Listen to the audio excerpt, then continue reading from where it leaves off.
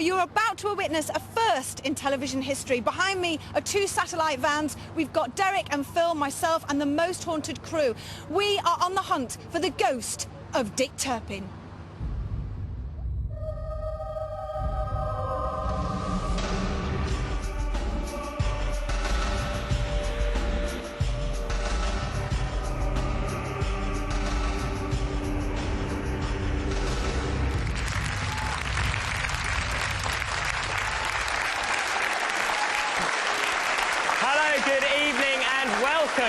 To Most Haunted Live at New Year. Thank you for joining us on this, the first of our 3 nights, as Most Haunted Live, as you heard from Yvette, traces the very steps of Dick Turpin. Now, it's going to be an amazing journey, a very challenging journey, a spectacular journey, and we're delighted that you're going to be part of it. Now, for regular viewers, you'll know that this is not an easy programme to put together, but this is probably the most complicated and most challenging programme that we've put together to date. Now, Dick Turpin was actually born in Hempstead in Essex. You can see it there in the map. His life also took in North London, going into Epping Forest, Hampstead Heath. And as you can see, the journey then leads us up the middle of England, through the Midlands, going past Milton Keynes, and then veering to the east, past Brough in Yorkshire, and ending in York itself. And of course, Dick Turpin was hanged in York. He was just 34 when he was hanged. It really is going to be an amazing 3 nights, but we really do need your help, because you will tell us along that route which locations you want the team to investigate. It's very different and it's very unusual. And what's more unusual is Yvette is not with me. The big question is, where is she? So let's find out. Yvette, where are you? Thanks, David. Well, we're here in Hampstead, and this is going to be the most amazing first night of the 3, because we haven't a clue where you're going to send us. Of course, we've got Derek with us, and we've got Phil. Are you really looking forward to it? It's going to be great, isn't it? I feel great. I am looking forward to it, really. Do you think some stuff's going to happen tonight?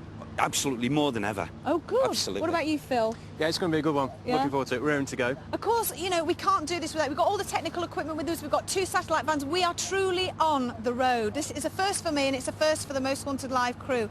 But we need your help, as David said. We haven't a clue where we're going, so please, please don't send us anywhere really scary. David?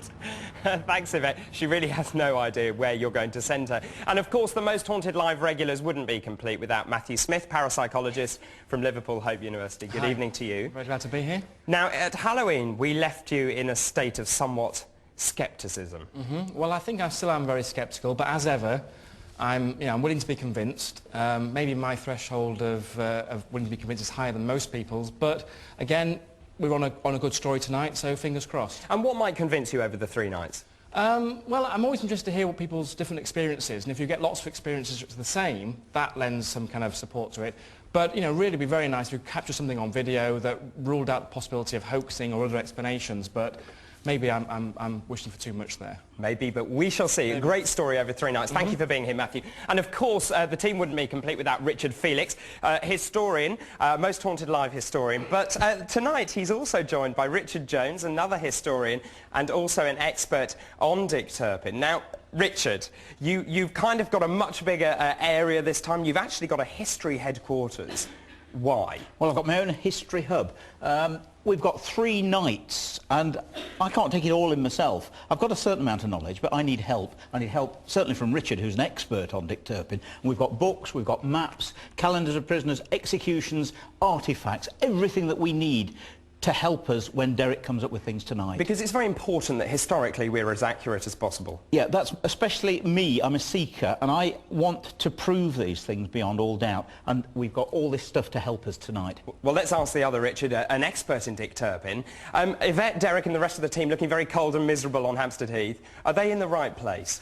I don't envy them, but yes, they're very much in the right place. They're Right. on the northern corridor of London, what's now the M25, inner section of the M25, and it was Dick Turpin's area. He worked Epping Forest, he worked Hampstead Heath, he worked Enfield Chase just beyond there, and all the way around to Barnes. Are you excited about the next Very 3 much nights? so, yes. Great. Well, it's great to have you. Thank you very much. And also, we have some paranormal investigators who were stupid enough, may I say, to spend the night in many of the locations that we might visit over the next 3 nights. Let's talk, first of all, to Emma. Hi. you were crazy, if you don't mind me saying so. Bit mad, I think. Why did you do it? Half of it's because I'm a huge Most Haunted fan. And also through work we're charity reps, so we're doing it for charity at the same time. So. Okay, very credible. And what about you? You were also there. Was it a good experience? Yeah, I really enjoyed it. I mean, I'm quite sceptical, but I went with an open mind and I enjoyed it. It was a good experience. Well, we'll hear from both of you a little later on. Let's move over here to another well-known face, Marion Goodfellow, psychic artist. Yeah. Good evening to you. What is psychic art? Basically, it's just allowing yourself to completely relax and just let your pencil flow over the paper. You know, my spirit guide actually comes in. I can't draw. So I rely on his energy and him to push the pencil. And has anything happened so far today? I've been sketching all afternoon. Really? And we've got some wonderful results, so we'll share them with the So you feel that this very area, we're in York Racecourse, so you feel that this has a lot of spiritual energy? Absolutely. Yes. As soon as I arrived, you know, I was greeted by spirit. Moving on to Simon Peters, good evening to you. You're a medium. Yes, absolutely. You've been here all day. I have. What do you make of where we are? It's a tremendous place. When you think of all the energies and the spirits of those people who lost their lives actually around this area due to hanging and those things, as we've been sat this afternoon, we've been picking up on all kinds of different energies that have been coming along, so hopefully this evening... What would you say to sceptics who say you're making it up? Well, at the end of the day, spirits are there. They come through to some people, and hopefully we shall be able to prove over these 3 days that spirits are there. And you feel that this is a site of much activity? I think this is a huge site. I mean, just York itself is a huge site for this kind of activity. We'll hear from you a little later on. Richard Turpin was born in 1705 in Hempstead, Essex.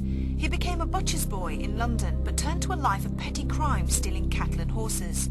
He joined a notorious band of thieves called the Gregory Gang, a bloodthirsty mob that terrorised North London and Essex. Fearful of capture, the gang broke up and Turpin turned to a new partner, the legendary Tom King, whom he was to shoot dead during a failed robbery. It was Turpin's first murder. He was later cornered by a woodsman in a wooded hollow in Epping Forest. Turpin showed no mercy. He shot and killed the man to commit his second murder and became the most wanted man in England, with a reward for £100 on his head, dead or alive. Whilst on the run, he hid in Weathercock Lane, which is near modern-day Milton Keynes. His real-life journey, unlike the fictitious ride on Black Bess, took him to Brough in Yorkshire, where he changed his name to John Palmer. Turpin left his days of crime behind, but late in 1738, after a row, he shot his landlord's cockerel. The man known as Palmer was arrested and ended up in York Castle dungeons. Turpin wrote to his brother asking for help.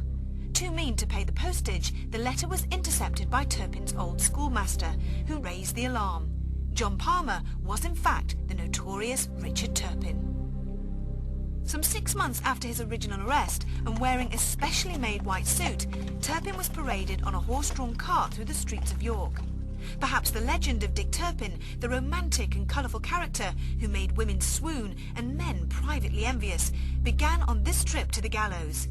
In his bright suit, the highwayman had become the showman. His final scene hanged on the gallows on York's Knavesmire.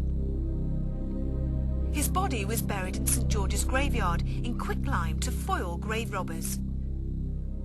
Where resides the spirit of Turpin? On Hampstead Heath, where his gang pounced on unsuspecting victims. In a nearby inn, where he spied on passing coaches. In Epping Forest, scene of one of his killings. Or is he in Weathercock Lane, Hempstead, where he was born? Or does he stalk the medieval streets of York? So stand and deliver as Most Haunted Live investigates through time, tracking down the ghost of the legendary Dick Turpin.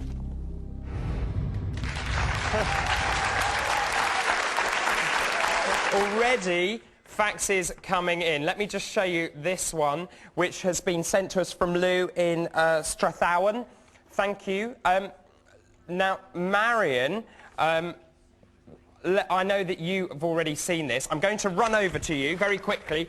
What do you make of this? Well, I think it's the woodcutter. I think it's the guy in the woods. It just immediately came to me. Why? I don't know. I just feel it. It's just a feeling. Have you picked up anything like this or drawn anything like this? No, nothing at all yet. But it just feels right. Simon? Absolutely no clue.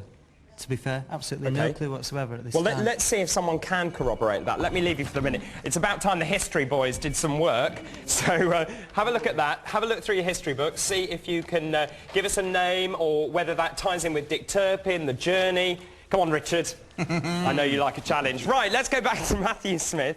How many faxes do we need, Matthew, from people at home to convince you? Well, I don't know. I think even if we had hundreds of thousands of faxes, what evidence are they necessarily can provide us with that's saying this is something paranormal? Thank you for the moment.